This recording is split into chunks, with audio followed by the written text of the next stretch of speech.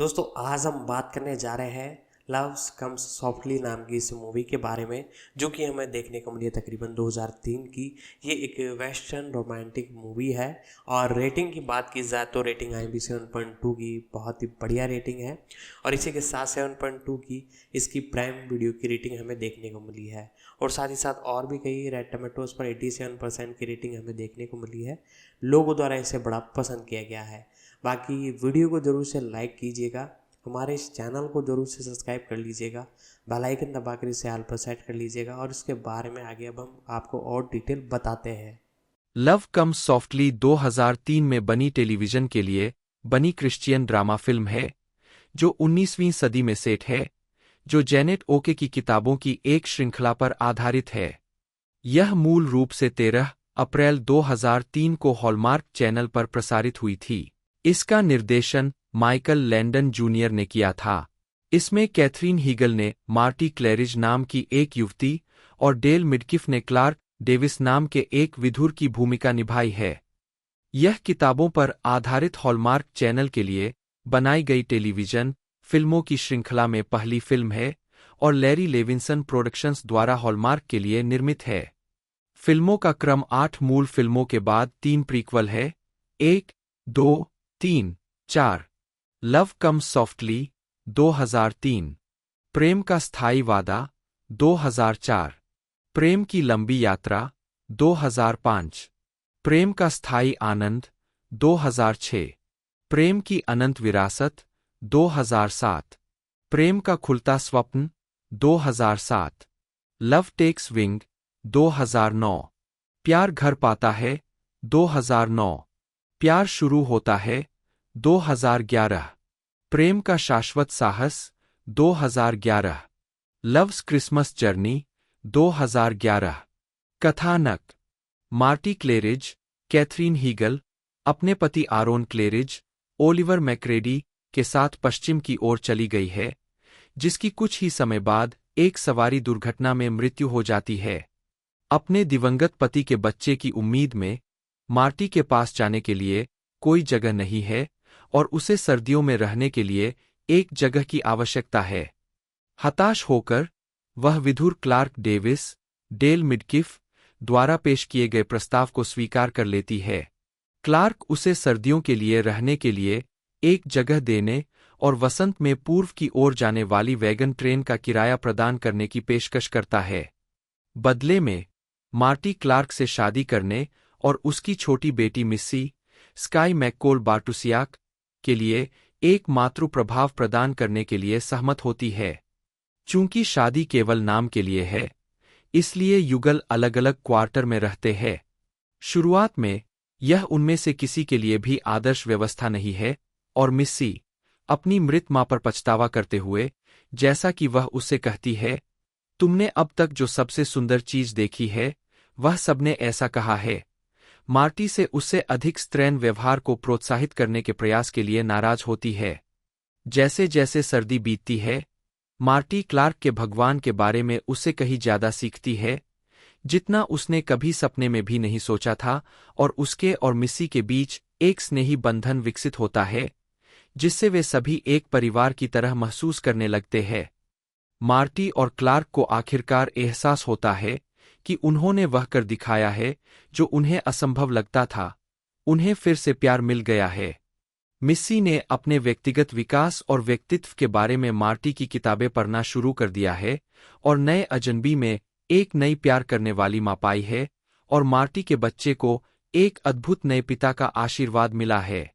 गालना अभिनेता भूमिका: Katherine Heigl Marty Claridge, Dale Midkiff Clark Davis, Skye McCole Bartusiak Missy Davis, Corbin Bernsen Ben Graham, Theresa Russell Sarah Graham, Oliver Macready Aaron Claridge, Adam Loeffler Clint Graham, Nick Scoggin reverend Johnson, Rutanya Alda Wanda Marshall, Tiffany Amber Knight Laura Graham, Jaimz Woolvett wagon train scout. उपन्यास से अंतर: love comes softly उपन्यास में मिस्सी एक बच्ची है जो Marty के आने के तुरंत बाद 2 साल की हो जाती है। फिल्म में वह 9 साल की है। क्लार्क और मार्टी उपन्यास की तुलना में फिल्म में बड़े भी है। उपन्यास में मार्टी के पति का नाम क्लेम है, लेकिन फिल्म में उसका नाम आरोन है। उपन्यास में ग्राहम के 11 जीवित, 2 मृत बच्चे हैं। बेन ग्राहम 4 बच्चों के साथ एक विधुर था और सारा ग्राहम 3 बच्चों की विधवा थी, जिनमें से एक की मृत्यु 7 वर्ष की आयु में हो गई थी। उसके बाद उनके 6 बच्चे हुए, जिनमें से एक की मृत्यु बचपन में ही हो गई। इसका उल्लेख पुस्तक के अध्याय 11 में किया गया है। फिल्म में उनके केवल 4 बच्चे हैं, बेन के 2 बेटे और सारा की 2 बेटियां। उपन्यास में सारा को केवल माँ ग्राहम या श्रीमती ग्राहम के रूप में संदर्भित किया गया है। उपन्यास में लॉरा बेन की बेटी है और फिल्म में सारा की। पुरस्कार। निम्नलिखित लोगों को फिल्म में उनके योगदान के लिए 2003 में केमी पुरस्कार मिला। माइकल लैंडन जूनियर, निर्देशक लेखक। सिंडी केली, लेखिका। जेनेट ओके, मूल कहानी। लैरी लेविंसन, कार्यकारी निर्माता। रॉबर्ट हाल्मी जूनियर, कार्यकारी निर्माता। डेल मिडकिफ, अभिनेता। कैथरीन हीगल, अभिनेत्री। स्काई मैककोल बार्टुसियाक, अभिनेत्री। 2004 में डेल मिडकिफ ने सर्वाधिक प्रेरणादायक टेलीविजन अभिनय के लिए मूवी गाइड से ग्रेस पुरस्कार जीता। संदर्भ। माइकल लैंडन जूनियर, जन्म 20 जून 1964, एक अमेरिकी अभिनेता, निर्देशक, लेखक और निर्माता है। जिंदगी। लैंडन जूनियर अभिनेता माइकल लैंडन और उनकी दूसरी पत्नी मार्जोरी लिन नोए के बेटे हैं। वह Christopher B. Landon, Leslie Landon, Shawna Landon के भाई है और चेरिल लिन लैंडन, अपनी मां की पहली शादी से, और जेनिफर लैंडन और सीन लैंडन, अपने पिता की तीसरी शादी से, के सौतेले भाई है। उनके दादा यहूदी थे, एक, जबकि उनकी दादी कैथोलिक थीं, हालांकि उनके पिता का पालनपोषण यहूदी तरीके से हुआ था। 2. उन्होंने दिसंबर 1987 में अभिनेत्री शेरी ग्रेगरी से शादी की। उनके 3 बच्चे हैं, बेटियां एशले और ब्रिटनी और बेटा ऑस्टिन। शेरी ग्रेगरी पूर्व बाल अभिनेत्री नताली ग्रेगरी की बड़ी बहन है। लैंडन ने 18 साल की उम्र में ईसाई धर्म अपना लिया। 3. फिल्मोग्राफी। अभिनय। 1977 little house on the prairie में जिम के रूप में, episode the election. 1988 Bonanza the next generation TV Benjamin bench Cartwright के रूप में। 1988 सुपरबॉय स्ट्रेच के रूप में, episode the fixer. 1993 back to Bonanza TV host के रूप में। 1993 Bonanza the return TV Benjamin bench Cartwright के रूप में। 1995 Bonanza under attack TV Benjamin bench Cartwright के रूप में। रास्ते पर लाने वाला। 1991 Michael Landon memories with laughter and love TV. 1999 Michael Landon the father I knew TV. 2003 love comes softly TV. 2004 love's enduring promise TV. 2005 love's long journey TV. 2006 love's abiding joy TV. 2007 saving Sarah Cain TV. 2007 the last sin eater. 2007 the velveteen rabbit. 2008 दिल की गहराई में। 2011 the shunning TV. 2013 the ultimate life. 2013 when calls the heart TV film. 2014-2016 when calls the heart TV series 5 episode. लिखना। 1993 Bonanza the return TV कहानी। 1999 Michael Landon the father I knew TV कहानी। 2003 love comes softly TV teleplay. 2004 love's enduring promise TV teleplay. 2005 love's long journey, TV, teleplay. 2006 love's abiding joy, television नाटक, television कहानी। 2007 love's unfolding dream, teleplay. 2007 the last sin eater, पटकथा। 2013 जब दिल को पुकारता है, teleplay. 2014 when calls the heart, episode, lost and found, Cindy Kelley के साथ teleplay. उत्पादन 2003 लव कम्स सॉफ्टली, टीवी, सहकार्यकारी निर्माता। 2004 लव्स एंड्यूरिंग प्रॉमिस, टीवी, सहकार्यकारी निर्माता। 2007 सेविंग सारा कैन, फिल्म, निर्माता। 2007 द लास्ट सिन ईटर, निर्माता। 2008 दिल की गहराई में। 2013 वर्तमान, व्हेन कॉल्स द हार्ट, कार्यकारी निर्माता। 2019-2021 व्हेन होप कॉल्स, कार्यकारी निर्माता। हीगल ने ग्राउंड जीरो में एक भूमिका स्वीकार की, जो उस गिरावट में प्रसारित होने वाला एक टेलीविजन थ्रिलर था जो बेस्टसेलिंग जेम्स मिल्स के उपन्यास द सेवेंथ पावर पर आधारित था। 2001 के वसंत में उन्होंने एक प्रतिभाशाली और राजनीतिक रूप से चिंतित कॉलेज छात्रा के रूप में सह-अभिनय किया, जो राष्ट्रीय प्राथमिकताओं में बदलाव की आवश्यकता को दर्शाने के लिए एक परमाणु उपकरण बनाने में मदद करती है। एक साथी छात्र द्वारा विश्वासघात के बाद यह उपकरण एक आतंकवादी के हाथों में चला जाता है। हालांकि 11 सितंबर 2001 के आतंकवादी हमलों के बाद फिल्म को रोक दिया गया क्योंकि इसके कथानक को अनुचित माना गया। इसे 2003 में क्रिटिकल असेंबली शीर्षक के तहत जारी किया गया था। 2003 में हीगल 3 टेलीविजन फिल्मों में दिखाई दी, जिनमें हॉरर शैली की ईविल नेवर डाइज शामिल थी, जो फ्रैंकनस्टाइन कहानी का आधुनिक रूपांतर था जिसमें थॉमस गिब्सन सहकलाकार थे, और हॉलमार्क एंटरटेनमेंट के लिए लव कम सॉफ्टली में मार्टी क्लैरिज के रूप में एक युवा नवविवाहित पश्चिम की यात्रा कर रही थी, और अगले वर्ष लव्स एंड्योरिंग प्रॉमिस की अगली कड़ी में अपनी भूमिका को दोहराया। डेल मिडकिफ दोनों हॉलमार्क फिल्मों में उनके सहकलाकार थे। हीगल ने एमटीवी की एमिली ब्रोंटे की वुदरिंग हाइट्स के आधुनिक रूप में इसाबेला लिंटन की भूमिका निभाई। अक्टूबर 2003 में हीगल को द रिंगर में जॉनी नॉक्सविले के साथ लिया गया। 2005 से 2010 ग्रेज एनाटॉमी और सफलता। 2005 में हीगल को ABC medical drama Grey's Anatomy में मेडिकल इंटर्न डॉ. इसोबेल इजी स्टीवंस के रूप में उनकी अब तक की सबसे बेहतरीन भूमिका मिली।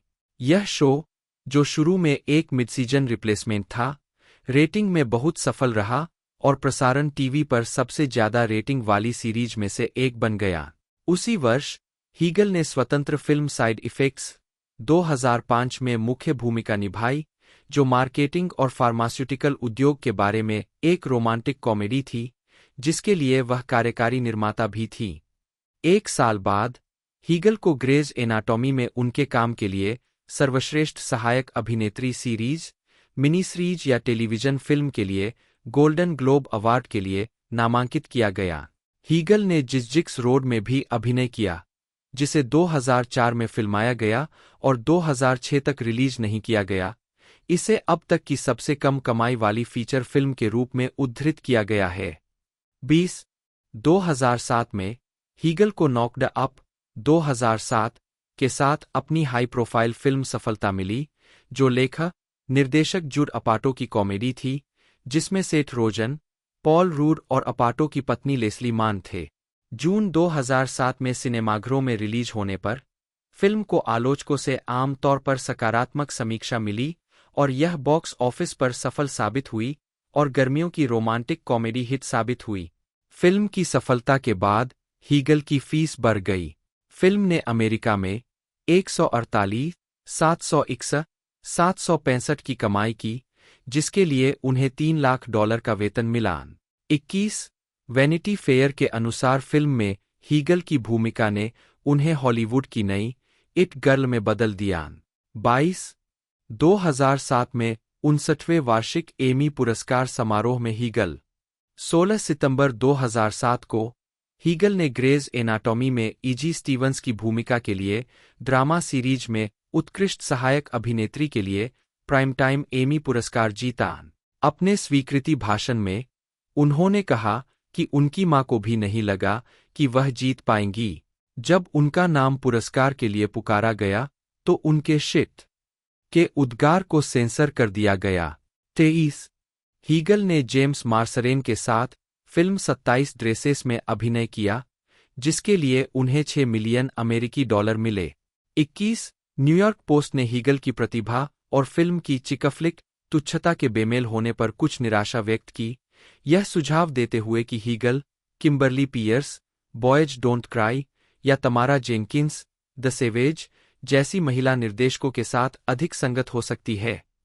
24 आस्कमेन के अनुसार हीगल को 2008 की सबसे वांछनीय महिला घोषित किया गया था। 25 27 ड्रेसेस की निर्देशक एनी फ्लेचर ने उन्हें इट फैक्टर के रूप में वर्णित किया। उन्होंने आगे बताया, आप इसे खरीद नहीं सकते, आप इसे सीख नहीं सकते, आप इसे बना नहीं सकते, यह बस है। हमारे पास कई सालों से उसकी कोई फिल्म नहीं है। जूलिया रॉबर्ट्स, सैंड्रा बुलॉक, मेग रयान, वे बहुत लंबे समय से रोमांटिक कॉमेडी के लिए हमारी पसंदीदा लड़कियां रही है, लेकिन हमारे पास कोई नई नहीं है। केटी में सुंदरता, भेद्यता, पहचान है। वह मजेदार, आकर्षक, देखने में प्यारी है। उसकी आंखों की हल्की हरकतें भी मनमोहक होती है। आप तुरंत जान जाते हैं कि क्या हो रहा है। 22 वैनिटी फेयर के साथ एक बेहद चर्चित साक्षात्कार में हीगल ने स्वीकार किया कि हालांकि नॉक्ड अप में अभिनय करने के दौरान उन्हें अपाटो और रोजेन के साथ काम करने में मजा आया, लेकिन उन्हें खुद फिल्म का आनंद लेने में मुश्किल हुई। उन्होंने फिल्म को थोड़ा सेक्सिस्ट कहा और दावा किया कि फिल्म महिलाओं को कर्कश, हास्यहीन और अरियल के रूप में चित्रित करती है और यह पुरुषों को प्यारे, मूर्ख, मौजमस्ती करने वाले लोगों के रूप में चित्रित करती है। 26 अपाटो और रोजेन कथित तौर पर हीगल के साक्षात्कार से खुश नहीं थे, क्योंकि रोजेन ने कहा कि उन्हें हीगल के साथ काम करने में मजा आया और उनकी टिप्पणियों से वे आहत हुए। 27-28 हीगल की टिप्पणियों ने मीडिया में व्यापक प्रतिक्रिया उत्पन्न की। 29-30 पीपल पत्रिका के साथ एक साक्षात्कार में हीगल ने कहा, मेरा उद्देश्य मेरे जैसी अन्य महिलाओं को प्रोत्साहित करना था कि वे फिल्म के उस तत्व को बहुत गंभीरता से न ले और याद रखें कि यह एक व्यापक कॉमेडी है। और आगे कहा, हालांकि मैं अपनी राय के पीछे खड़ी हूं, लेकिन मैं निराश हूं कि यह फिल्म के साथ मेरे अनुभव का केंद्र बन गया है।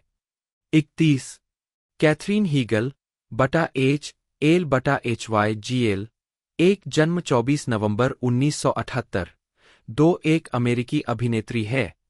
उन्होंने 2005 से 2010 तक ABC television medical drama Grey's Anatomy में ईजी स्टीवंस की भूमिका निभाई, एक ऐसी भूमिका जिसने उन्हें पहचान और प्रशंसा दिलाई, जिसमें 2007 में ड्रामा सीरीज में उत्कृष्ट सहायक अभिनेत्री के लिए प्राइम टाइम एमी अवार्ड भी शामिल है।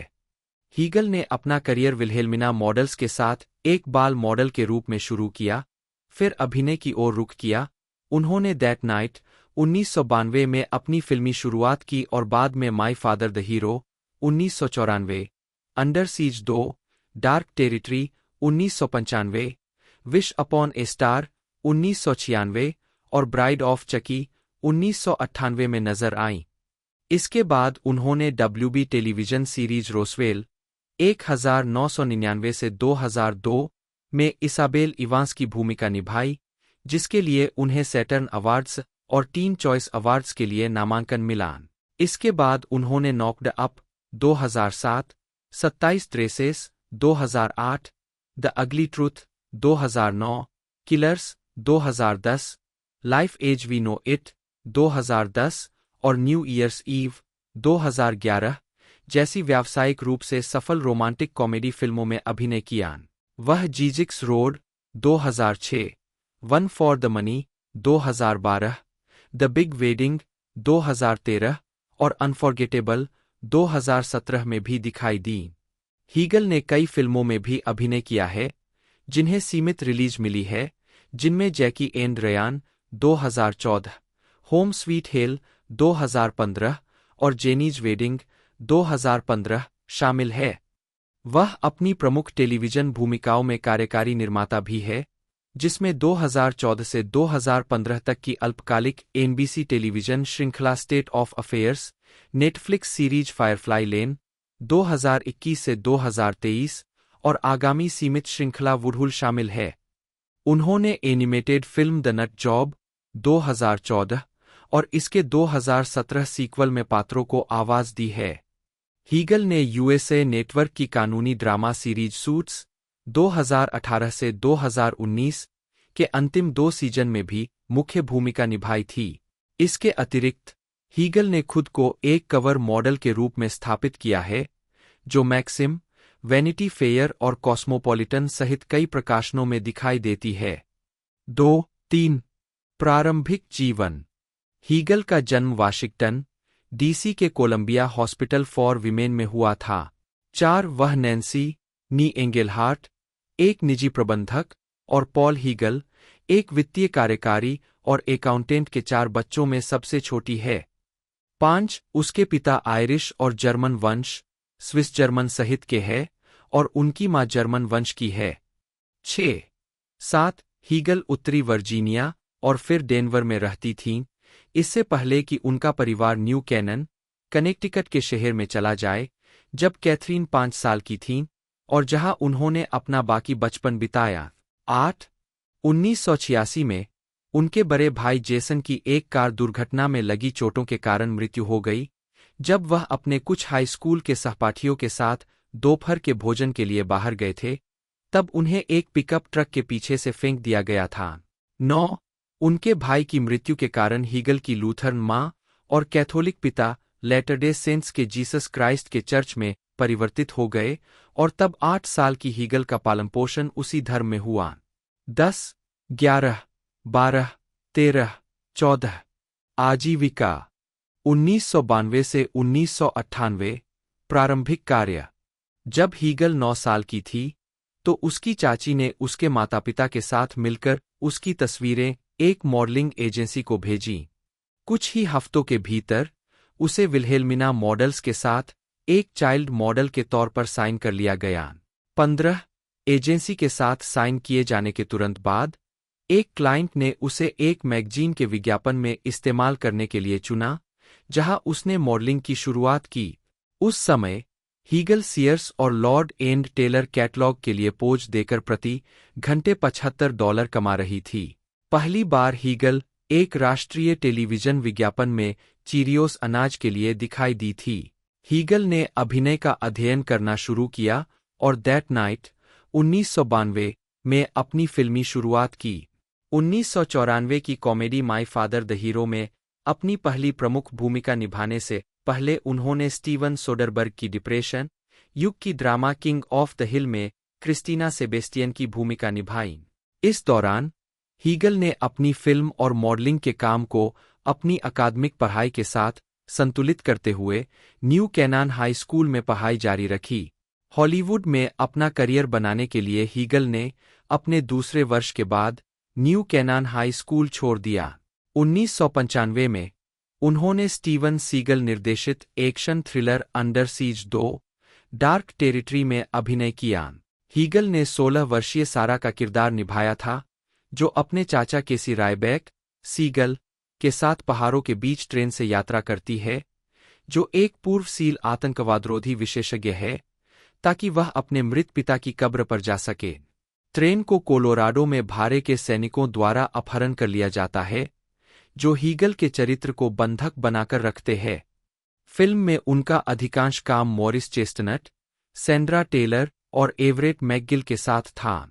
अभिनय पर अधिक ध्यान देने के बावजूद हीगल ने अभी भी बड़े पैमाने पर मॉडलिंग की, जो नियमित रूप से 17 जैसी पत्रिकाओं में दिखाई देती थी। उन्होंने 1996 में डिज्नी की बनी टेलीविजन फिल्म विश अपॉन ए स्टार में मुख्य भूमिका निभाई, जिसमें उन्होंने डेनियल हैरिस के साथ 2 बॉडी स्वैपिंग किरदारों को चित्रित किया। उस वर्ष हीगल के माता-पिता का तलाक हो गया और उसकी मां को कैंसर का पता चला। 1997 में अपनी हाई स्कूल स्नातकता के बाद हीगल अपनी मां के साथ कैलिफोर्निया के मालिबू कैनियन में 4 बेडरूम वाले घर में चली गई, जो उनकी मैनेजर भी बन गईं। 1998 में उन्होंने पीटर फोंडा के साथ टेलीविजन फिल्म द टेम्पेस्ट में सहाभिनय किया, जो विलियम शेक्सपियर के इसी नाम के नाटक का रूपांतरण था। फिल्म की सेटिंग को सिविल वॉर मिसिसिपी में बदल दिया गया था। उन्होंने horror film bride of Chucky में भी अभिनय किया। 1999 से 2004 रोसवेल और टेलीविजन फिल्में।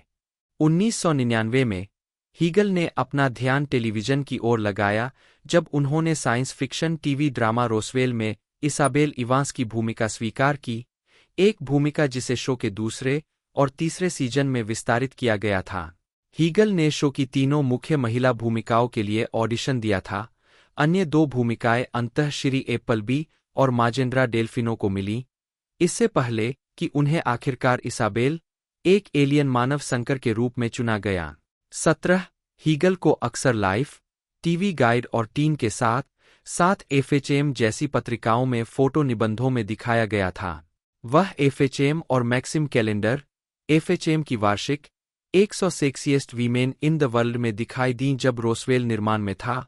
हीगल ने कई फिल्मों पर काम किया, जिनमें 100 गर्ल्स, एक स्वतंत्र 2001 की फिल्म और वेलेंटाइन, डेविड बोरियनाज और डेनिस रिचर्ड्स अभिनीत एक हॉरर फिल्म शामिल थी।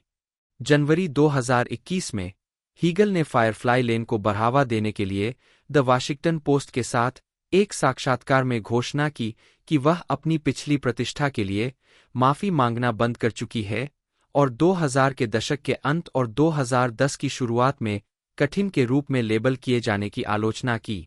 उन्होंने यह भी स्वीकार किया कि इसने उनके करियर को कैसे प्रभावित किया होगा। उनके 27 ड्रेसेस के सहकलाकार जेम्स मार्सरेन ने अभिनेत्री के साहस और दृढ़ विश्वास का बचाव किया और कार्यकारी उत्पादन में उनके करियर के विस्तार की भूमिका पर आश्चर्य व्यक्त किया। 77 सितंबर 2021 में उन्होंने आयत्स हड़ताल का समर्थन किया और ग्रेज एनाटॉमी के सेट पर कठोर कामकाजी परिस्थितियों के बारे में बोलने के लिए भारी आलोचना की, जिसे चालक दल ने झेला। साथ ही लंबे समय तक चलने वाले प्रोडक्शन में स्वास्थ्य और सुरक्षा विफलताओं पर भी टिप्पणी की। 78 2022 में उनकी पूर्व सहकलाकार एलेन पोम्पेयो ने एक पॉडकास्ट में कहा कि हीगल को आज उनके 17 घंटे के कार्यदिवस के बारे में 2009 की टिप्पणी के लिए हीरो के रूप में ब्रांडेड किया गया होता। उन्होंने आगे कहा, लेकिन वह अपने समय से आगे है। उन्होंने हमारे पागल घंटों के बारे में एक बयान दिया और निश्चित रूप से यह ऐसा था, चलो एक महिला को पटक दे और उसे कृतघ्न कहें। 2023 की गर्मियों में हीगल और उनकी पूर्व सहकलाकार Ellen Pompeo Variety studio actors on actors में फिर से मिले, जहां उन्होंने ग्रेज एनाटॉमी में अपने समय और हीगल के शो से जाने सहित अन्य बातों के बारे में बात की। हीगल ने कहा, मैं बहुत भोली थी। मैं अपने सोपबॉक्स पर चढ़ गई और मेरे पास कहने के लिए कुछ चीजें थीं और मुझे इस सामान के बारे में वास्तव में भावुक महसूस हुआ। मैंने वास्तव में मजबूत महसूस किया। मैंने इतनी दृढ़ता से महसूस किया कि मैंने अपने सोपबॉक्स पर एक मेगाफोन भी निकाला। मेरे अंदर ऐसा कोई हिस्सा नहीं था जो किसी बुरी प्रतिक्रिया की कल्पना करता। मुझे वास्तव में लगा कि मैं इसके बारे में जो महसूस करती हूं और मैं जहां से आ रही हूं, वह उचित है। मैंने अपने जीवन का अधिकांश समय, मुझे लगता है कि ज्यादातर महिलाएं ऐसा करती है, उस लोगों को खुश करने वाले मोड में रहते हुए बिताया है। पोम्पेयो ने जवाब दिया, आप जानते हैं कि मुझे क्या पसंद है। महिलाएं 2 भूमिकाओं में फिट बैठती है, पीड़ित या खलनायिका। और जो महिलाएं पीड़ित है, वे केवल इसलिए पीड़ित है क्योंकि उनमें खलनायिका बनने की हिम्मत नहीं है। 80 जनवरी 2024 में हीगल अपने पूर्व ग्रेज एनाटॉमी सहयोगियों Ellen Pompeo, Chandra Wilson, Justin Chambers और जेम्स पिकन्स जूनियर के साथ 75वें प्राइम टाइम एमी अवार्ड्स में लिमिटेड या एंथोलॉजी सीरीज या मूवी में उत्कृष्ट सहायक अभिनेता का पुरस्कार देने के लिए शामिल हुईं। 81 जून 2024 में हीगल शैनन डोहर्टी के podcast let's be clear with Shannon Doherty में अतिथि थे, जहां उन्होंने इस बारे में बात की कि वे हॉलीवुड में उन पर लगाए गए नकारात्मक लेबल के खिलाफ कैसे रहते हैं और जानवरों की देखभाल करना और उन्हें ठीक से रखना उनके लिए कितना महत्वपूर्ण है। 82 व्यक्तिगत जीवन। जून 2006 में हीगल ने गायक जोश केली से सगाई कर ली, जिनसे उनकी मुलाकात 1 साल पहले उनके म्यूजिक वीडियो ओनली यू के सेट पर हुई थी। 83 उन्होंने शादी से पहले साथ नहीं रहने का फैसला किया, जिसके बारे में हीगल ने बाद में बताया, मुझे लगता है कि मैं बस वास्तविक शादी के लिए कुछ बचाना चाहती थी। मैं चाहती थी कि वास्तविक शादी को डेटिंग या प्रणय निवेदन से अलग बनाने के लिए कुछ हो। 84 उनकी शादी 23 दिसंबर 2007 को पार्क सिटी, यूटा में हुई थी। वे अपने बच्चों के साथ ओकले, यूटा में रहते हैं। 85 सितंबर 2009 में दंपति ने दक्षिण कोरिया से एक बेटी को गोद लिया, जो हीगल की बहन मेग का जन्मस्थान है। 86 वह दिल की खराबी के साथ पैदा हुई थी और दक्षिण कोरिया छोड़ने से पहले उसकी ओपन हार्ट सर्जरी हुई थी। 87 अप्रैल 2012 में केली और हीगल ने अमेरिका से दूसरी बेटी को गोद लिया। 88 89 जून 2016 में दंपति ने घोषणा की कि वे अपने तीसरे बच्चे की उम्मीद कर रहे थे। 90 91 हीगल ने 20 दिसंबर 2016 को एक बेटे को जन्म दिया।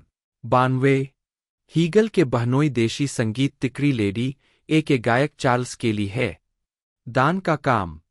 हीगल ने बेस्ट फ्रेंड्स एनिमल सोसाइटी के साथ कई परियोजनाओं पर काम किया है, जिसमें उनका पप माई राइड कार्यक्रम भी शामिल है। यह कार्यक्रम छोटे कुत्तों को उच्चहत्या वाले पशु आश्रयों से अमेरिका के अन्य हिस्सों में ले जाता है, जहां ऐसे कुत्तों की अधिक मांग है।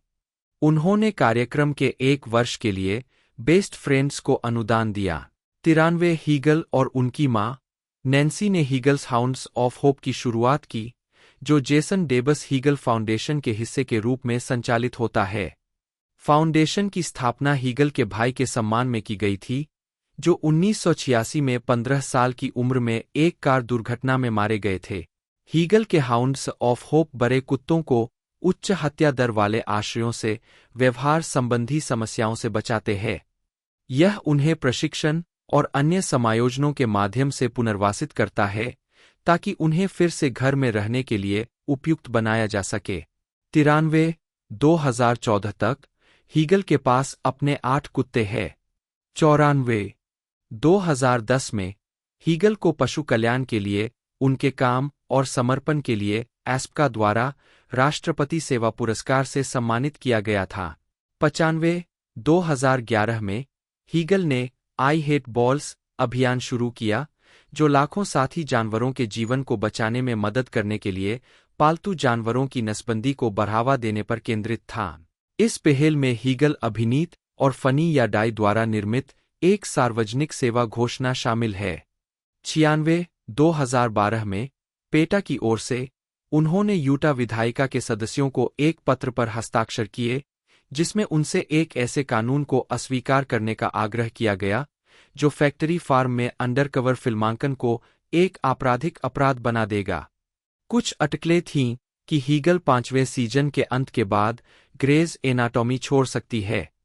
यह अटकलें पिछले सीजन के लिए एमी विचार के लिए अपना नाम प्रस्तुत करने से इनकार करने के इर्द-गिर्द घूमती थीं। 32 हीगल को चौथे सीजन में चरित्र के निर्देशन से असहमति थी। उन्होंने जॉर्ज के साथ इजी के प्रेम संबंध को शामिल करते हुए कहानी को एक रेटिंग चाल माना, जो चौंकाने वाला था। 26 और अन्य लोगों ने अनुमान लगाया कि वह कैरोलिन जेसप की पुस्तक एस्केप के फिल्म संस्करण के निर्माण में समय समर्पित करने के कारण छोड़ देंगी। 33, 34, 35, 36 हीगल ने सार्वजनिक रूप से कहा कि उन्होंने उस वर्ष एमी दौर से बाहर होने का विकल्प चुना था, क्योंकि उन्हें लगा कि उन्हें जो सामग्री मिली थी वह एमी विचार के लायक नहीं थी। 37 टिप्पणी ने कथित तौर पर शो के निर्माताओं और लेखकों को नाराज कर दिया। ग्रे के शोरनर शोंडा राइम्स ने कहा कि हीगल के एमी से हटने से उनका अपमान नहीं हुआ है, और उन्होंने कहा कि सीजन के दौरान हीगल के चरित्र को कमतर आंका गया क्योंकि हीगल ने हल्का काम शेड्यूल मांगा था। 38 पिछले सीजन से हीगल की कथित नाराजगी और लगातार अफवाहों के बावजूद कि उनके चरित्र की मृत्यु हो गई है, एबीसी ने पुष्टि की कि हीगल ग्रे के छठे सीजन के लिए वापस आएंगी। 39 40 41 42 हीगल ने द अगली ट्रूथ 2009 में जेरार्ड बटलर के साथ अभिनय किया। 43 यह फिल्म $38 मिलियन के बजट पर बनी थी और इसने दुनिया भर के बॉक्स ऑफिस पर $205 मिलियन की कमाई की थी। 44 इस बात की अटकलें कि क्या हीगल ग्रेज एनाटॉमी छोड़ देंगी, छठे सीजन के दौरान बनी रहीं। 45 11 मार्च 2010 को हीगल कथित तौर पर शो में काम के लिए नहीं दिखीं और हीगल और श्रृंखला निर्माता शोंडा राइम्स ने बाद में हीगल को उनके अनुबंध से तुरंत मुक्त करने के लिए एक समझौता किया। नतीजतन ग्रेज एनाटॉमी के 21 जनवरी के एपिसोड में हीगल की उपस्थिति उस सीजन की उनकी अंतिम उपस्थिति थी और अब तक श्रृंखला में भी। हीगल ने कहा कि उन्होंने अपने फिल्मी करियर पर नहीं बल्कि अपने परिवार पर ध्यान देने के लिए शो छोड़ा। 46 47 48 नॉक्ड अप और ग्रेज एनाटॉमी पर हीगल की टिप्पणियों पर प्रतिक्रिया ने हीगल को काम करने में मुश्किल होने की प्रतिष्ठा दी है, जिसे उनके करियर को नुकसान पहुंचाते हुए देखा गया था। 27 2013 रोमांटिक कॉमेडी में अन्य भूमिकाएं। जून 2010 में हीगल ने एश्टन कुचर के साथ लायंसगेट कॉमेडी थ्रिलर किलर्स में अभिनय किया। इसके बाद उन्होंने ग्रेग बर्लेंटी द्वारा निर्देशित बड़े पर्दे के नाटक life as we know it में अभिनय किया और उसका निर्माण किया, जो एक महिला और एक पुरुष के इर्द-गिर्द घूमता है, जिनके सबसे अच्छे दोस्त एक कार दुर्घटना में मर जाते हैं। मौतों के बाद वे अपने दिवंगत दोस्तों की अनाथ बेटी की देखभाल में हाथ बंटाना शुरू कर देते हैं।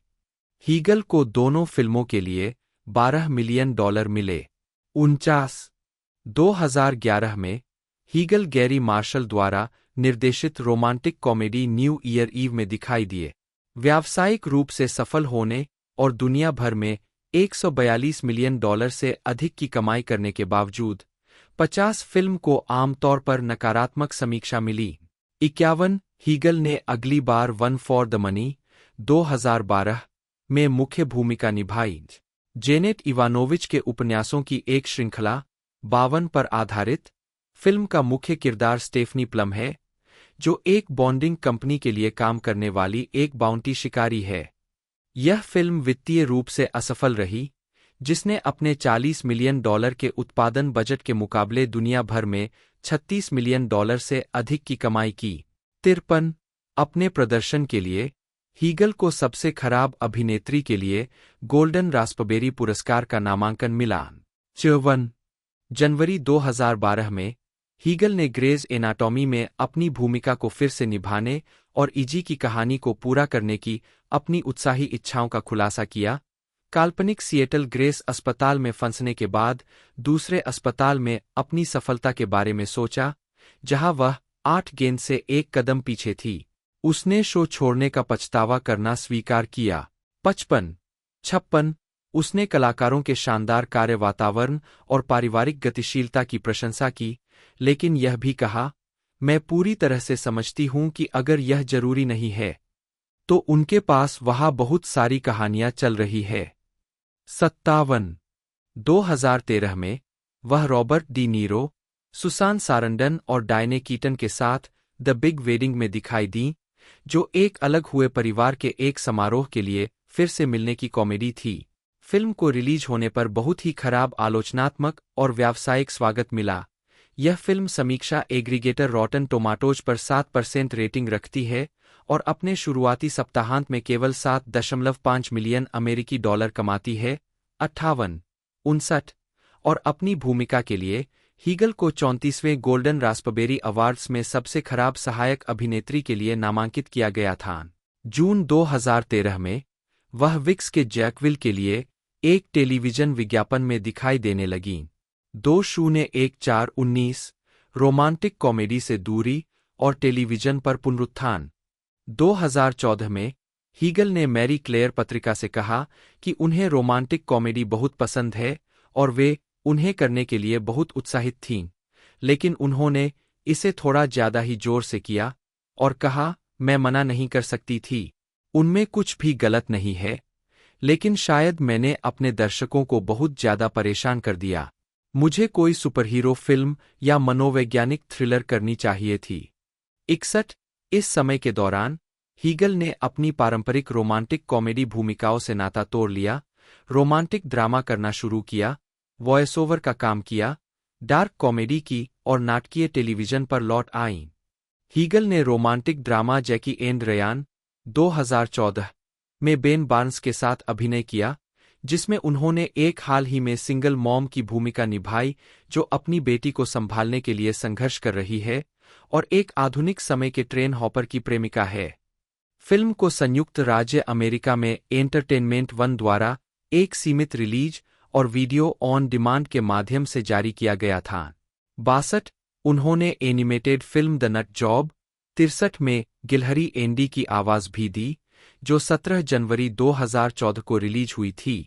उन्होंने इसके 2017 sequel the nut job 2 nutty by nature में अपनी भूमिका दोहराई, जो 11 अगस्त 2017 को नाटकीय रूप से रिलीज हुई थी। 64 इसके बाद उन्होंने dark comedy home sweet hell 2015 में पैट्रिक विल्सन और जॉर्डाना ब्रूस्टर के साथ एक अस्वीकृत और ईर्ष्यालु गृहिणी की भूमिका निभाई। उत्तरी अमेरिका में वीओडी और सीमित नाट्य प्रदर्शन के लिए जारी की गई, फिल्म को बड़े पैमाने पर नकारात्मक समीक्षा मिली।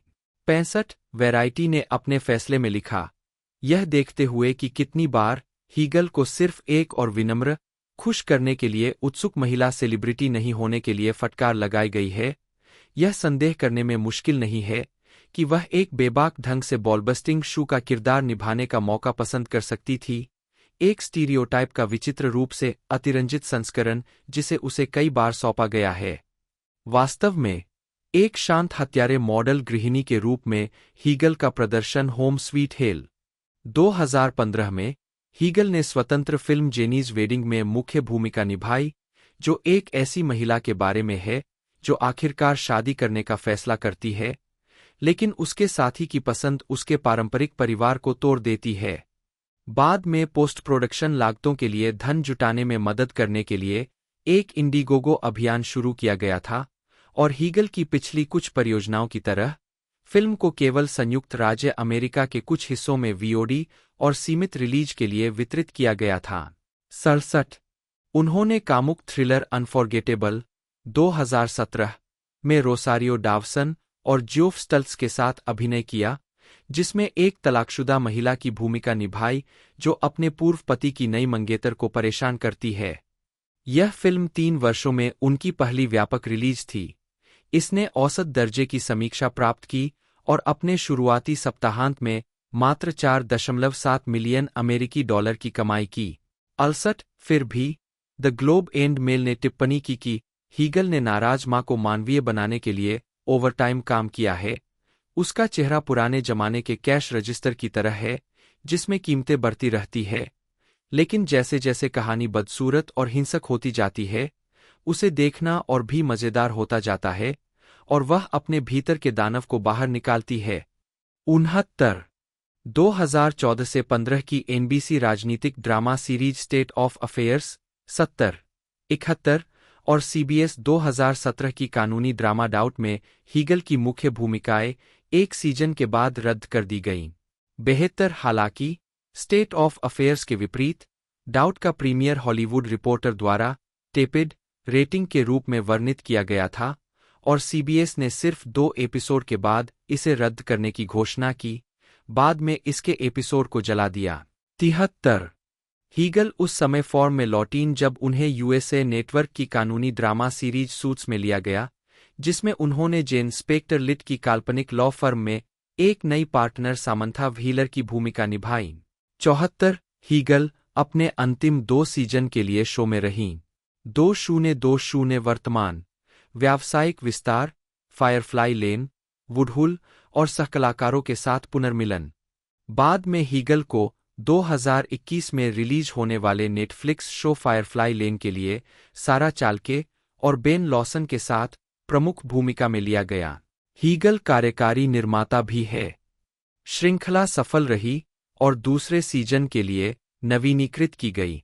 उस वर्ष भी हीगल ने कैस्टिल लैंडन द्वारा लिखित और निर्देशित एक मनोवैज्ञानिक थ्रिलर फियर ऑफ रेन में सहअभिनय किया। 75 हैरी कॉनिक जूनियर, मैडिसन इसमैन और इजराइल ब्रूसार्ड ने कलाकारों को पूरा किया। दिसंबर 2020 में यह घोषणा की गई कि हीगल सीमित श्रृंखला वुडहुल के साथ फिर से अभिनय और कार्यकारी निर्माण करेंगे। वह संयुक्त राज्य अमेरिका के राष्ट्रपति पद के लिए पहली महिला उम्मीदवार विक्टोरिया वुडहुल की भूमिका निभाने के लिए तैयार है। उसी वर्ष हीगल को गोद लेने के प्रति समर्पण और प्रतिबद्धता के लिए congressional coalition on adoption institute (CCAI) द्वारा सम्मानित किया गया। 98 और अमेरिकन कैंसर सोसाइटी द्वारा उनकी मां की बीमारी के सफर के लिए उनके सार्वजनिक समर्थन के माध्यम से कैंसर से संबंधित मुद्दों के बारे में जागरूकता बढ़ाने में मदद करने के लिए उनके काम के लिए सम्मानित किया गया। 99 100 हीगल अंग दान की प्रबल समर्थक है। वे डोनेट लाइफ अमेरिका के प्रवक्ता के रूप में काम करती है। 101 102 अपने भाई जेसन की मृत्यु के बाद हीगल के परिवार ने जेसन के अंगों को अंग प्रत्यारोपण की जरूरत वाले लोगों को दान करने का फैसला किया। हीगल इन घटनाओं से प्रेरित होकर बाद में अंग दान के लिए एक कार्यकर्ता के रूप में काम करने लगीं। 101 फिल्मोग्राफी पतली परत, वर्ष शीर्षक भूमिका नोट्स 1992 उस रात कैथरीन, 1993 पर्वत का राजा क्रिस्टीना सेबेस्टियन, 1994 मेरे पिता hero Nicole Arnel, 1995 under siege 2 dark territory Sarah Rebeck, 1996 एक स्टार पर इच्छा एलेक्सिया हेलेव हीटन, 1997 प्रिंस वेलिएंट राजकुमारी इलीन खरेइन टैफी बटा रीटा हेवर्थ का stand in, 1998 bug buster Shannon Griffin, Chucky की दुल्हन जेड किनकेड, 2100 लड़कियां अर्लेने, 2001 प्रेमी शेली फिशर, 2003 वंशज एन हेजरो बटा एमिली हेजरो, 2005 दुष्प्रभाव कार्ली हर्ट कार्यकारी निर्माता भी, the ringer Lynn Sheridan, 2006 Zyzzyx road Marissa, caffeine Laura, 2007 खटखटाया एलिसन स्कॉट, 2008 27 पोशाके जेन निकोल्स, 2009 बदसूरत सच्चाई एबी रिक्टर कार्यकारी निर्माता भी, 2010 हत्यारों जेनिफर जेन कोर्नफेल्ड एम्स, जीवन जिस रूप में हमें पता है होली बेरेंसन कार्यकारी निर्माता भी, 2011 नववर्ष की पूर्व संध्या लॉरा कैरिंगटन खंड जेनसन और लॉरा की कहानी, 2012 एक पैसे के लिए स्टेफनी प्लम कार्यकारी निर्माता भी, 2013 बड़ी शादी लाइला ग्रिफिन, 2014 पागल काम एंडी आवाज की भूमिका जैकी और Ryan Jackie Laurel, 2015 home sweet hell Mona Champagne Jenny की शादी जेनी फेरेल, 2017 अविस्मरणीय टेसा कोनोवर नट जॉब 2 स्वभाव से पागल एंडी आवाज की भूमिका, 2019 हमारा घर ब्रिजेट, 2021 बारिश का डर मिशेल बरोज, टीबीए यही प्यार है पैटी अमोरे, डेल एलन मिडकिफ जन्म 1 जुलाई 1959 एक अमेरिकी अभिनेता है जिन्हें हॉरर फिल्म पेट सेमेट्री 1989 में लुई क्रीड और टीवी श्रृंखला टाइम ट्रैक्स में कैप्टन डेरियन लैम्बर्ट की भूमिका के लिए जाना जाता है। आजीविका मिडकिफ ने मार्क मेडॉफ के द वेजर जैसे ऑफ ब्रॉडवे नाटकों में अभिनय किया। उनकी पहली फिल्म भूमिका रोजर कॉर्मन की स्ट्रीट वॉकिन में ड्यूक नामक एक दलाल की भूमिका में थी। डेल के अभिनय को बेहद प्रभावशाली कहा गया था, जिसे कुछ लोग बी मूवी क्लासिक मानते हैं। उन्होंने साक्षात्कारों में कहा है कि हालांकि उनके परिवार ने कभी भी अभिनय में उनकी रुचि को नहीं समझा, लेकिन उन्होंने कभी उन्हें हतोत्साहित नहीं किया। मैं उन्हें एक बच्चे को उसके सपनों पर विश्वास करने की अनुमति देने के लिए प्यार करता हूं। उनका पहला बड़ा ब्रेक तब आया जब उन्हें डलास द अर्ली ईयर्स में युवा जॉक इविंग की भूमिका मिली। इसके बाद कई लोग उनकी अब तक की सबसे बड़ी भूमिका मानते हैं एल्विस प्रेस्ली 4 घंटे की लघु श्रृंखला एल्विस एंड मी में और ड्रीम स्ट्रीट न्यू जर्सी में सेट एक अल्पकालिक ब्लू कॉलर श्रृंखला में मिडकिफ की भूमिकाएं a cry for help the Tracy Thurman story में पत्नी को पीटने वाले से लेकर विजिलेंट कॉप में अपने साथी सबसे अच्छे दोस्त को हत्यारा पाए जाने वाले अच्छे पुराने लड़के पुलिस वाले तक, टाइम ट्रैक्स में वीर समयात्रा करने वाले भगोरे पुनर्प्राप्ति पुलिस वाले से लेकर द मैग्निफिसेंट सेवन में मिलनसार महिलाओं के आदमी और शहर के रक्षक तक की है। उन्हें स्टीफन किंग की पेट सेमेट्री के 1989 के फिल्म संस्करण में लुइस क्रीड की मुख्य भूमिका निभाने के लिए भी जाना जाता है। उन्होंने कैथरीन हीगल के साथ hallmark film classic love comes softly में भी अभिनय किया। फिल्मोग्राफी, फिल्म और टेलीविजन वर्ष शीर्षक भूमिका notes 1985 street walkin' Duke 1986 Dallas प्रारंभिक वर्ष John Ross Jock Ewing TV film दुःस्वप्न सप्ताहांत केन 1987 शीर्ष बच्चे क्लाइड बैरो टीवी फिल्म 1988 आकस्मिक सेक्स आकर्षक अजनबी एल्विस और मैं एल्विस प्रेस्ली टीवी फिल्म 1989 मदद के लिए पुकार ट्रेसी थुरमन की कहानी Charles Buck Thurman TV film Pet Sematary Dr Louis Creed Dream Street Dennis debut 6 episode 1991 Blackmail Scott Mayfield TV film Playmate Gil Eaton TV film पहले गोली मारो एक पुलिस वाले का प्रतिशोध फेरेल टकर टीवी फिल्म माँ के पाप केविन कोए टीवी फिल्म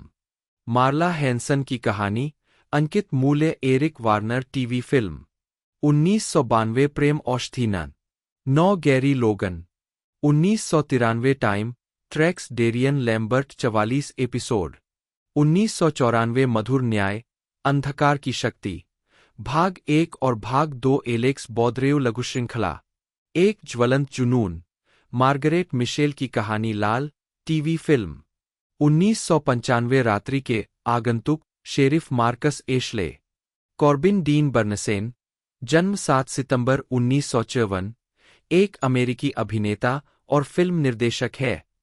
वे एनबीसी ड्रामा सीरीज एले लॉ में तलाक के वकील अर्नोल्ड बेकर के रूप में एक द डेंटिस्ट में डॉ एलन फिनस्टोन के रूप में USA network comedy drama series Psych में सेवानिवृत्त पुलिस जासूस हेनरी स्पेंसर के रूप में और फिल्म मेजर लीग 2 और major league back to the minors में रोजर डोर्न के रूप में नजर आए। वे the resident the curse general hospital और कट्स में भी नियमित रूप से दिखाई दिए और the young and the restless में भी बीच बीच में नजर आए। प्रारंभिक जीवन बर्नसेन का जन्म नॉर्थ हॉलीवुड में हुआ था। वे निर्माता हैरी बर्नसेन जूनियर और सोप अभिनेत्री जीन कूपर के सबसे बड़े बेटे हैं। 2 उन्होंने 1972 में बेवर्ली हिल्स हाई स्कूल से स्नातक किया। 3 बर्नसेन एक डबल ब्रूइन भी है जिन्होंने 1977 में थिएटर आर्ट्स में बीए और 1979 में यूसीएलए से प्लेराइटिंग में एमएफए प्राप्त किया है। 4-5 आजीविका अभिनय सोप ओपेरा रेयांस होप में 2 साल की उपस्थिति के बाद बर्नसेन को 1986 में स्टीवन बोच को टेलीविजन श्रृंखला एले लॉ में वकील अर्नोल्ड बेकर के रूप में लिया गया था। 6 श्रृंखला हिट हो गई और भूमिका ने उन्हें एमी और गोल्डन ग्लोब नामांकन पत्रिका कवर पर उपस्थिति और सीनफेल्ड और द लैरी सैंडर्स शो में अतिथिअभिनीत भूमिकाएं अर्जित की। 7, 8, 1, 9 वह 1994 में समाप्त होने तक शो के पूरे रन के लिए एले लॉ पर बने रहे। उन्होंने 1996 से 97 में 2 सीजन नासा थीम वाली श्रृंखला द केप में मुख्य अभिनेता की भूमिका निभाई। बर्नसेन ब्रिटिश अभिनेता ब्रूस पायने के साथ फिल्मों कोंटरफिट और ऑरोरा ऑपरेशन इंटरसेप्ट में नजर आए। 10-11 उन्होंने हॉरर फिल्म द डेंटिस्ट और इसके सीक्वल में शीर्षक चरित्र डॉ एलन फिनस्टोन की भूमिका निभाई। 12-13 बर्नसेन को स्पोर्ट्स कॉमेडी मेजर लीग में प्राइमा डोना थर्ड बेसमैन रोजर डोर्न के रूप में भी लिया गया था और वे फिल्म के दोनों सीक्वल में नजर आए। बर्नसेन ने सितंबर 2004 से मई 2006 में चरित्र की हत्या होने तक जनरल हॉस्पिटल में जॉन ड्यूरेंट का किरदार निभाया। बर्नसेन ने कट्स में जैक शेरवुड की भूमिका निभाई, सेलिब्रिटी मोल में 2 बार दिखाई दिए और बोस्टन लीगल में एक वकील की भूमिका निभाई। वह Star Trek the next generation में एक और क्यू के रूप में दिखाई दिए। उन्होंने सैन्य नाटक 7 जेएजी में कैप्टन ओवेन सेब्रिंग के रूप में एक आवर्ती भूमिका भी निभाई और द वेस्ट विंग के 2 एपिसोड में एक रिपब्लिकन सीनेटर की भूमिका निभाई। उन्होंने हॉरर फिल्म डेड एयर का निर्देशन, निर्माण और उसमें अभिनय किया। बर्नसेन ने यूएसए के साइक में भी सह-अभिनय किया, जिसमें उन्होंने मुख्य चरित्र शॉन स्पेंसर, जेम्स रोडे के पिता हेनरी स्पेंसर की भूमिका निभाई। फिल्म रस्ट में बर्नसेन एक पूर्व मंत्री की भूमिका निभाते हैं। 1987 में 39वें एमी अवार्ड्स में बर्नसेन 25 हिल में दिखाई दिए, एक फिल्म जिसका उन्होंने निर्माण, निर्देशन और लेखन किया, जो all American soap box derby पर केंद्रित है और एक समय में जॉम्बी के बारे में एक बेसबॉल फिल्म की योजना बना रहे थे, जिसे 3 स्ट्राइक्स यू आर डेड कहा जाता है। 14 वह ABC family television series switched 8 birth के एक एपिसोड में अतिथि कलाकार के रूप में भी दिखाई दिए। 15 बर्नसेन वर्तमान में टेलीविजन सीरीज द रेजिडेंट में काइल नेविन के रूप में दिखाई देते हैं। 16 उत्पादन बर्नसेन और उनकी पत्नी Amanda page Emmy awards governors ball में अगस्त 1990। बर्नसेन पब्लिक मीडिया वर्क्स के अध्यक्ष और सहमालिक थे, जो एक नई मीडिया कंपनी है जो लक्षित प्रशंसक आधारों के लिए मनोरंजन विकसित करती है। 17 उन्होंने कंपनी की पहली फिल्म कारपूल गाय का निर्देशन और अभिनय किया। यह सोप ओपेरा प्रशंसकों को लक्षित करके बनाई गई थी और 2005 में डीवीडी पर रिलीज की गई थी। 18 इसके बाद बर्नसेन ने टीम चेरोकी प्रोडक्शंस का गठन किया। वन रेड पेपरक्लिप नामक पुस्तक के अनुसार जून 2006 में बर्नसेन ने बैंड किस के एक स्नो ग्लोब के लिए काइल मैकडोनाल्ड को फिल्म डोना ऑन डिमांड में एक भूमिका दी। यह वह भूमिका थी जिसे मैकडोनाल्ड ने अंततः 2 मंजिला फार्महाउस के लिए बदल दिया। 19 हाल के वर्षों में बर्नसेन ने उन कहानियों पर ध्यान केंद्रित किया जो आज की दुनिया में ईसाई धर्म के पहलुओं का पता लगाती है और यह कैसे योगदान दे सकती है, लेकिन हमारी आम मानवता को विभाजित भी करती है। उनकी पहली ऐसी फिल्म रस्ट थी, जो 2010 में सोनी पिक्चर्स द्वारा रिलीज की गई थी। 20 बर्नसेन ने प्रोड्यूसिंग पार्टनर क्रिस अरोनॉफ के साथ मिलकर होम थिएटर फिल्म्स का गठन किया, जो एक स्वतंत्र प्रोडक्शन कंपनी है जो फिल्मों और टेलीविजन शो का विकास, निर्माण और विपणन करती है। 21-25 हिल कंपनी का पहला शीर्षक जुलाई 2012 में जारी किया गया था। 22 इसके बाद 3 day test 2012, beyond the heavens 2013 और लाइफ विद डॉग 2017 आई। उनकी फिल्म मैरी चार मेयर लिखना स्काई मैककोल बार्टूसिएक 28 सितंबर 1992 19 जुलाई 2014 एक अमेरिकी बाल अभिनेत्री और बाल मॉडल थी। वह the patriot 2000, Don't Say a Word 2001, Beyond the prairie में रोज वाइल्डर के रूप में, the True Story of Laura Ingalls Wilder 2002, 24 के सीजन 2 में मेगन मैथेसन के रूप में, 200203, बूगी मैन 2005 और किल योर डार्लिंग्स 2006 में दिखाई दी। प्रारंभिक जीवन स्काई मैककोल बार्टूसिएक का जन्म ह्यूस्टन, टेक्सास में माता-पिता हेलेन नी मैककोल 1956 से 2015 एक और डोनाल्ड बार्टूसिएक के घर हुआ था। 2 उनके भाई स्टीफन डायलन 1985 से 2023 भी एक बाल मॉडल थे। 3-4 उन्होंने ह्यूस्टन में saint Thomas the apostle episcopal school और लूथरन साउथ अकादमी में शिक्षा प्राप्त की और 2010 में कैलिफोर्निया के ओजाई में लॉरेल स्प्रिंग्स स्कूल से स्नातक की उपाधि प्राप्त की। आजीविका। बार्टुसिएक ने पहली बार स्टीफन किंग की स्टॉर्म ऑफ द सेंचुरी में युवा पिप्पा हैचर के रूप में अभिनय किया। 2000 में वह द पैट्रियट में मेल गिब्सन द्वारा चित्रित एक मिलिशिया नेता की सबसे छोटी संतान के रूप में दिखाई दी। 5 उन्होंने 2001 में टीवी मिनी सीरीज ब्लोंड में युवा मर्लिन मुनरो और डोंट से ए वर्ड में मनोचिकित्सक की बेटी की भूमिका निभाई। 5 उन्होंने फायरस्टार्टर रिकाइंडल्ड में युवा चार्ली मैक्गी और टेलीविजन सीरीज 24, 2002 से 2003 के सीजन 2 के दौरान मेगन मैथेसन की भूमिका भी निभाई। 5-6 बार्टुसिएक ने 2003 में लघु फिल्म द वेस्ट में अभिनय किया और 2005 में once not far from home में द गर्ल की भूमिका निभाई। 7 उन्होंने थिएटर में भी हाथ आजमाया। उत्तरी कैरोलिना के चार्लोट रिपर्टरी थिएटर में हिलेरी स्वेंक के साथ द मिरेकल वर्कर में अभिनय किया। 8 2003 में बार्टुसिएक ने लव कम्स सॉफ्टली के साथ पीरियड ड्रामा में वापसी की और 1 साल बाद उन्होंने मेग रयान के साथ अगेंस्ट द रोप्स में युवा जैकी की भूमिका निभाई। 6 2005 में उन्हें हिट हॉरर फिल्म बूगीमैन में फ्रैनी रॉबर्ट्स की भूमिका के लिए मुख्य बिलिंग मिली।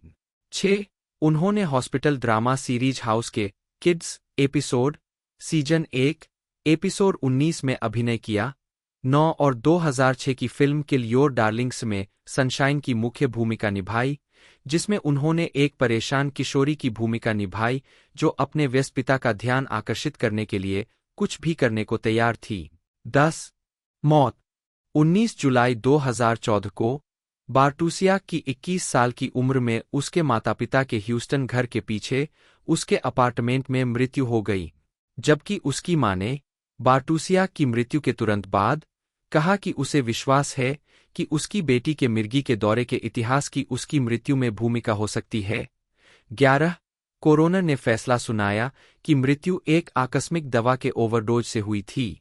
बार्टुसिएक की मां ने CNN और एसोसिएटेड प्रेस को बताया कि स्काई के बॉयफ्रेंड ने अभिनेत्री को उसके बिस्तर पर बैठे हुए पाया। हेलेन ने पैरामेडिक्स के आने से पहले अपनी बेटी पर CPR शुरू किया, जिन्होंने फिर उसे होश में लाने के लिए 45 मिनट तक काम किया। उसकी मां ने कहा कि स्काई स्वस्थ थी और शराब या ड्रग्स नहीं लेती थी, लेकिन हाल ही में उसे मिर्गी के दौरे पर रहे थे। उनका मानना था कि इस तथ्य ने उनकी बेटी की मौत में भूमिका निभाई होगी। 5-12 6 दिन बाद ह्यूस्टन में एक स्मारक सेवा आयोजित की गई। उसके भाई स्टीफन ने शोक मनाने वालों से कहा, यदि आप जानना चाहते हैं कि स्काई को क्या खुशी देता है, तो बाहर जाकर एक पेड़ लगाए। 13 Harris county institute of forensic sciences ने अक्टूबर 2014 में फैसला सुनाया कि बार्टुसिएक की मौत एक दुर्घटना थी। हाइड्रोकोडोन और डिफ्लुओरोइथेन के साथ कैरिसोप्रोडोल के संयुक्त विषाक्त प्रभाव को मौत का मुख्य कारण बताया गया। 14 फिल्मोग्राफी। पतली परत। वर्ष शीर्षक भूमिका नोट्स। 1999 साइडर हाउस नियम 5 अखरोट। 2000 पैगंबर का खेल एडेल हाईस्मिथ बच्चा। 2000 देशभक्त सुसान मार्टिन। 2000 एक शब्द भी मत बोलो जेसी कॉनराड। 2001 लड़कों के साथ कार में यात्रा करना अमेलिया उम्र 8। 2001 हार का मामला कबूतर द्री। अक्टूबर 2015 में पेलिकन बुक ग्रुप ने बर्नसेन का पहला उपन्यास जारी किया। पुस्तक रस्ट द नॉवेल बर्नसेन की 2010 की फीचर फिल्म रस्ट का रूपांतरण है, जिसमें उन्होंने मुख्य किरदार निभाया और लेखक और निर्देशक के रूप में काम किया।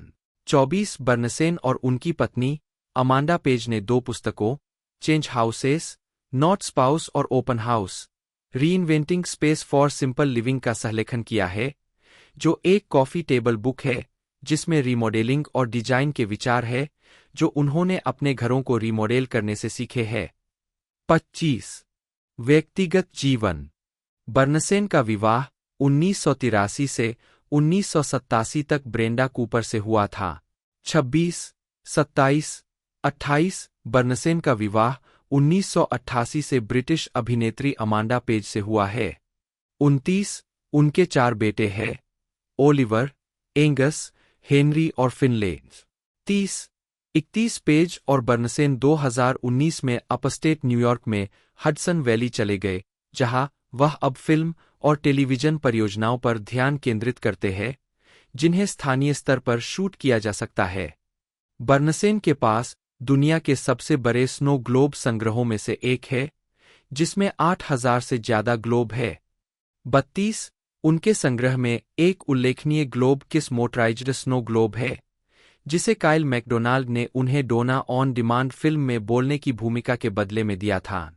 यह प्रसिद्ध वन रेड पेपरक्लिप श्रृंखला के व्यापार का हिस्सा था, जिसमें मैकडोनाल्ड ने लाल पेपरक्लिप से लेकर अंततः सस्केचेवान में एक फार्महाउस का मालिक बनने तक का सफर तय किया।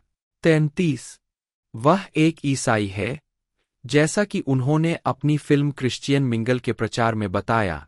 फिल्मोग्राफी पतली परत, वर्ष शीर्षक भूमिका नोट्स 1967 क्लेम्बेक रॉय अमान्य, 1974 3 कठिन रास्ता लड़का, 1976 मेरे धूल खा, रॉय पुइरे, किंग कॉन्ग रिपोर्टर अमान्य, 1981 एसोबी समुद्र तट पर सर्फर, 1987 डेड एम वेबस्टर, फिर से hello Jason Chadman, 1989 Burt Rigby, तुम मूर्ख हो Jim Shirley, major league Roger Dorn, असंगठित अपराध फ्रैंक सालाजार, 1991 चूर-चूर हो जेब स्कॉट, 1992 जमी हुई संपत्तियां जैक शेपर्ड, 1993 घातक विरासत वुडवर्ड डावेस, भूत Brigade colonel Nehemiah Strayn, 1994 The Soft Kill Martin Lewis, Bud Bowl V team Bud Light के कोच, एक शानदार भेस Dr Martin, Trigger Fast Brent Malik, अंतिम mission general Morgan Breslow, Major League two Roger Dorn, Savage Land 5 वस्तुओं का समूह, नया युग केविन बुलास्की, रेडियोलैंड हत्याएं डेक्सटर मॉरिस, 1995 किसी के लिए मरना जैक डेविस, मुझे कवर करे Andre Soloway, Aurora, operation intercept flight engineer Murphy, hood की कहानियां ड्यूक मेटकर, प्रलोभिका छेद, बाजा जॉन स्टोन। दोस्तों रिलीजिंग डेट के बारे में बात की जाए तो ये हमें तकरीबन देखने को मिली थी 13 अप्रैल 2023 को। लोगों द्वारा इसे बड़ा पसंद किया गया और प्रेजेंट टाइम पर आप इसे प्राइम वीडियो पर देख सकते हो। बाकी मैंने पूरी डिटेल आपको बता दी है। यदि वीडियो अच्छी लगती है तो वीडियो को जरूर से लाइक कीजिएगा, चैनल को सब्सक्राइब कर बेल आइकन दबाकर इसे ऑल पर सेट कर दीजिएगा। दोस्तों आज की इस वीडियो में इतना ही, मिलते हैं अगले वीडियो में।